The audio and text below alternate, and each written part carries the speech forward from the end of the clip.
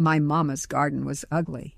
I need to say that first, because if I show you what she did, and you are picturing some magazine cover with neat rows and little labels and a white fence, no, that is not what this was. Her garden looked like a mess. Things grew on top of other things. Vines went where they wanted. There were sticks poking out of the ground at angles that made no sense. Broken eggshells sitting on the dirt, like somebody had breakfast outside and forgot to clean up. A bucket of fish heads in the corner that smelled exactly like you think it smelled. Neighbors walked by and looked at that garden the way you look at somebody's hair, when you do not want to say what you are thinking. But here is the thing. That ugly garden fed 11 people. Year after year. In Mississippi dirt that was more clay than soil. With no store-bought anything. No bags of fertilizer from the hardware store. No pesticide. No sprinkler system. No raised beds built out of cedar that cost $200. Nothing. Mama had dirt, water, kitchen scraps, and about 60 years of knowledge that her mama gave her, and her mama's mama gave her before that. And that garden produced more food than some people get out of a full acre with every modern advantage. I think about that now when I see people on the internet spending hundreds of dollars on their gardens and getting tomatoes that taste like nothing, and cucumbers that die in July, and herbs that give up before August. I think about Mama's ugly garden, and I think, you are working too hard. You are spending too much. And you forgot the 15 things that would fix all of it. I am going to tell you those 15 things today. Some of them are going to sound normal. Some of them are going to sound strange. And one of them, I will tell you when we get there, that was something I have never seen anybody talk about. And I almost do not believe it myself, except I watched it work for 40 years. My name is Mittie, 80 years old, Mississippi. Mama's garden is gone now, but everything she taught me is still in my hands. Let me show you. She never planted in rows. Everybody plants in rows. The seed packets tell you to plant in rows. The gardening books tell you to plant in rows. Mama did not plant in rows. She planted in clumps. She would dig a wide hole, drop in 3 or 4 seeds instead of 1, and let them grow together. She said, plants are like people. They do better with company than they do alone. The ones that were strong helped hold up the ones that were still finding their way. And the clumps shaded the soil underneath so the water stayed longer, eggshells around the base. Every morning after breakfast, Mama would crush the eggshells in her hand, not fine, not powder, just broken into rough pieces, and scatter them around the base of her tomatoes and peppers. She said 2 things happen. The sharp edges keep the soft-bellied bugs from crawling up to the stem, and as the shells break down over time, they feed the dirt something the plant is asking for. 12 eggs a week, which we ate anyway, cost nothing. The fish head burial. This is the one that smelled. Mama would get fish heads from the man who sold catfish at the crossroads. He gave them away because nobody else wanted them. She would dig a hole about a foot deep next to wherever she was planting corn or squash, drop a fish head in, cover it up, and plant right on top. She said as the fish breaks down under the dirt, it feeds the plant from below. Slow, steady, for weeks. Her corn was taller than my father. That is not a metaphor. It was taller than him, and he was not a short man. She talked to the plants. I am not going to spend long on this one, because I know how it sounds. But she did it. Every morning she walked through the garden, and she talked. Not in a crazy way, in a quiet way, like she was checking on them. You look good today. What is wrong with you? You need water. I can see it. My brother asked her once if the plants could hear her. She said, I do not know if they hear me, but I hear myself, and it makes me pay attention to what they need. That is the smartest thing anybody has ever said about gardening. She was not talking to them. She was making herself look. Never water in the middle of the day. Mama watered in the early morning or in the evening after the sun dropped. Never at noon. Never when the sun was high. She said watering in the heat is like pouring water on a hot skillet. It disappears before it gets where it needs to go. The ground needs time to drink. It drinks best when it is cool. If you are still here, what is coming next is the one most people have never heard of. Stay. The corn, beans, and squash together. Mama planted these three together every single year. Always together, never apart. The corn grows tall, and the beans climb the corn like a ladder. The squash spreads out on the ground underneath, and the big leaves shade the dirt so the water stays, and the weeds cannot get light. 3 plants, each one doing a job for the other 2. She did not know the history behind it, but this is old knowledge, older than her mama. She just called it the 3 Sisters, because that is what her mama called it.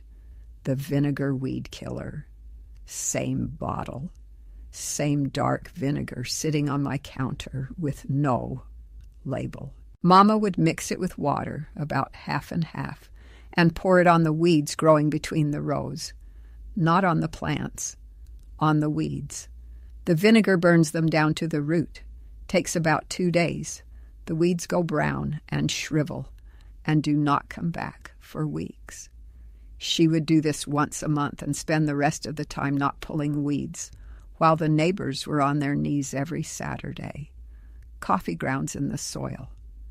Every morning the leftover coffee grounds went into the garden, not on top, mixed into the dirt around the base of the plants. She said the grounds make the dirt loose and soft, and worms love them. And where the worms go, the dirt gets better. She was not wrong.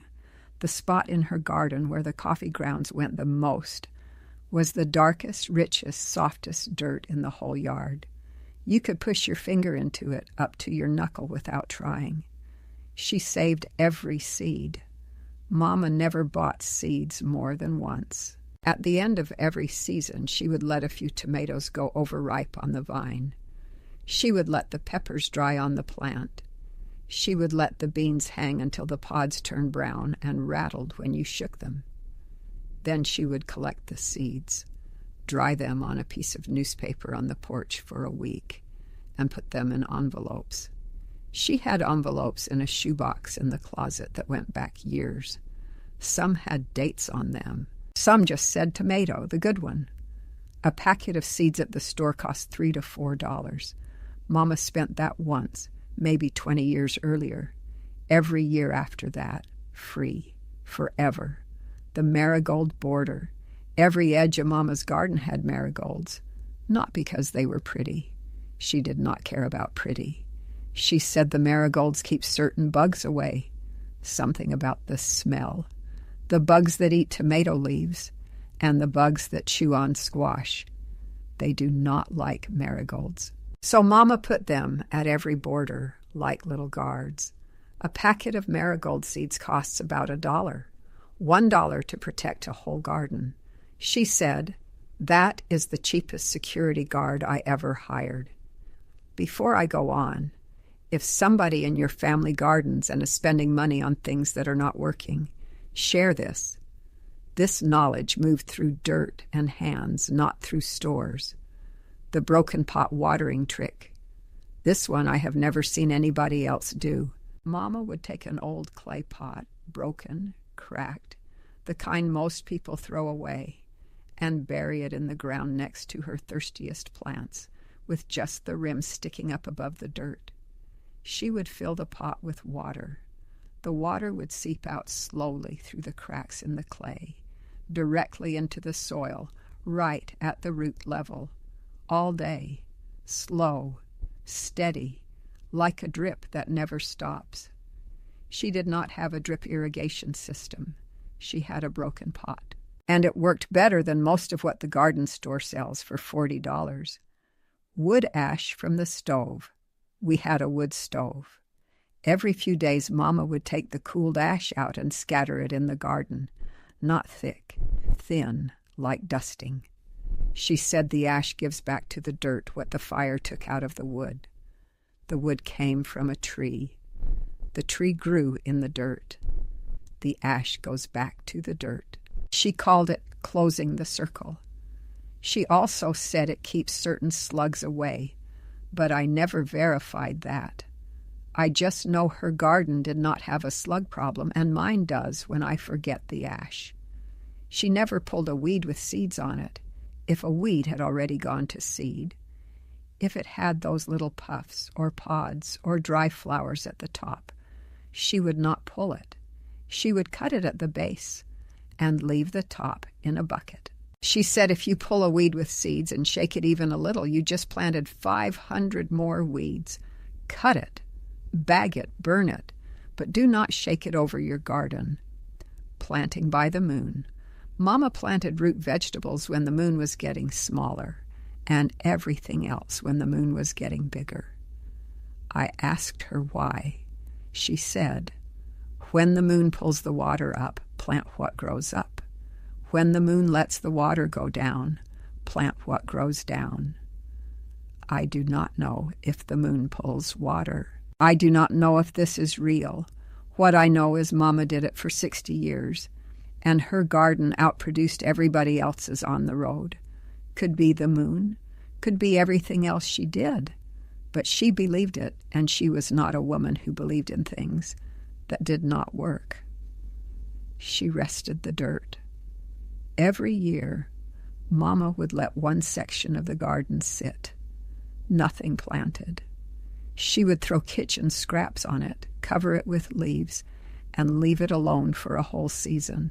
She called it letting the dirt sleep. She said, you cannot ask the dirt to give and give and give and never rest. It will stop giving. Same as people. The next year, whatever she planted in that rested section grew like it was angry, like the dirt had been saving up and finally got permission to spend. The tomatoes were bigger. The greens were darker. Everything was more. She rotated this every year. A different section rested each time. The garden was never all producing and never all resting. It was always partly working and partly recovering. She said that was the secret to the whole thing, not any single trick, the rest. Now, I want to say something. These 15 things are not magic. They are patience. They are observation. They are what happens when a woman spends 60 years in the same dirt paying attention to what works and what does not and passing it on before it is too late. My mama did not read gardening books. She read the garden. She watched what happened when she did one thing and what happened when she did another. And she remembered. And then she told me. And now I am telling you. None of this costs money. That is the part that should make you stop and think. The eggshells are free. The coffee grounds are free. The fish heads are free. The seeds are free after the first year. The ash is free. The broken pot is free. The marigolds cost $1. The rest costs nothing but time and attention. Compare that to what the garden store wants you to spend. The fertilizer bags, the pest sprays, the drip systems, the raised bed kits, the special soil. A backyard garden at the hardware store can cost $300, $400 before you grow a single thing. Mama's garden cost almost nothing and fed 11 people. Here is what I want you to do. You do not need all 15. Pick 3, the 3 that match your garden right now. If your dirt is tired and hard, start with the coffee grounds and rest a section this year. If bugs are eating your plants, put marigolds at the border and try the eggshells. If you are spending money on seeds every spring, let a few things go to seed this fall and save them. 3 things. That is all. See what happens Tell me in the comments which 3 you picked. And if your mama or grandmama had her own garden trick, something she did that nobody else did, something that looked crazy but worked, something she never explained, write it down. Please. There is somebody reading these comments right now who has the same dirt and the same problems, and your mama's trick might be the one that fixes it. I read everyone. Next time I am going to show you something that is not about the garden. It is about what comes out of the garden. There is a way my mama stored food, without a freezer, without canning jars, without any of the equipment the stores tell you need, that kept vegetables through the entire winter. She dug a hole in the ground, and that hole became our refrigerator from November to March. I have never talked about it, and I have been waiting for the right time. That is next. Subscribe so you do not miss it. What everybody calls a green thumb is not a gift. It is not something you are born with. It is 15 things done quietly, done consistently, done the way somebody taught you in the dirt when you were too young to know you were learning. The tricks are not gone. The dirt has not changed. You just have to stop buying what the store is selling and start remembering what the garden already knows.